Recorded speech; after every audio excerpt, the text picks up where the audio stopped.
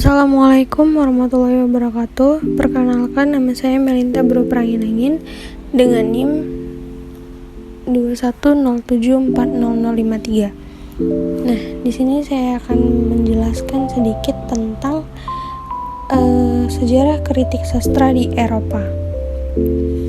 Langsung saja, yang pertama-tama yaitu kritik sastra adalah salah satu cabang ilmu sastra untuk menghakimi suatu karya sastra. Selain menghakimi karya sastra, kritik sastra juga memiliki fungsi untuk mengkaji dan menafsirkan karya sastra secara lebih luas. Nah, kritik sastra itu biasanya dihasilkan oleh kritikus sastra. Sebuah kritik sastra yang baik juga harus menyertakan alasan-alasan dan bukti-bukti baik langsung maupun tidak langsung dalam penilaiannya.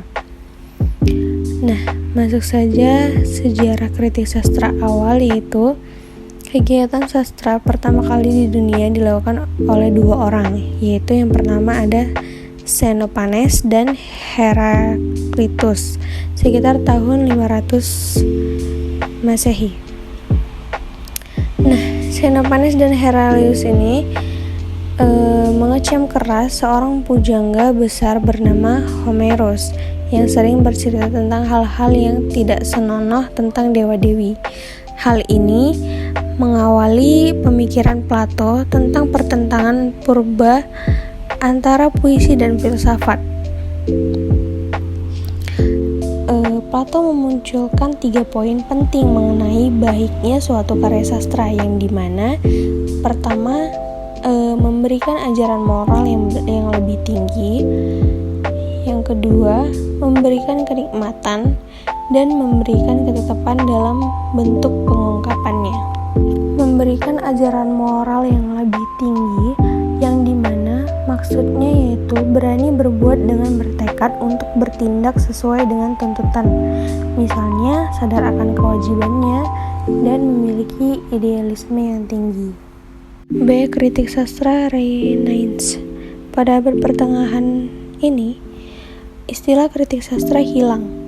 Barulah Polizianus pada tahun 1492 menggunakan istilah kritikus dan gramatikus tanpa pembedaan. Gramatikus yang artinya adalah ahli pikir atau sama dengan philosophicus. Dengan demikian, terjadi persamaan arti antara kritikus, gramatikus, dan philosophicus yang kesemuanya ditujukan bagi orang-orang yang mempelajari sastra pustaka lama. Nah, selanjutnya ada kritik sastra di Inggris. Di Inggris, sampai abad ke-15, pada zaman pemerintahan Ratu Elizabeth, istilah kritik sastra sama sekali belum dikenal. Francis Bacon dengan bukunya Advancement of Learning adalah orang pertama yang kemungkinan besar menggunakan istilah kritik dalam sastra Inggris pada tahun 1605. Tahun 1607, Ben Jonson menggunakan ungkapan kritikus terpelajar dan berhati besar, yang tugasnya secara jujur menentukan nilai karya sastra dan pengarangnya. Akan tetapi, sampai tahun 1670-an belum muncul banyak kritikus-kritikus di Inggris. Lalu, pada abad ke-17 lah istilah kritik dipakai untuk menunjuk kritikus sastra maupun kritik itu sendiri. Selanjutnya yaitu ada kritik sastra di Indonesia. Nah, kritik sastra ini dari segi pengertiannya dan istilah bukanlah merupakan tradisi asli masyarakat Indonesia.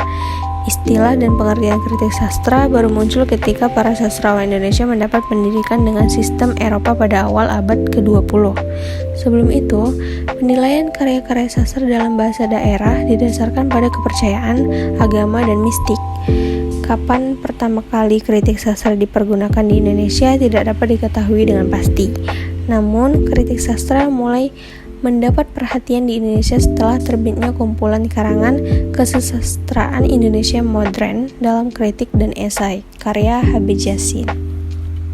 Baiklah, sekian dari penjelasan yang dapat saya sampaikan. Terima kasih. Saya akhiri dengan wabillahi taufiq wal hidayah. Wassalamualaikum warahmatullahi wabarakatuh.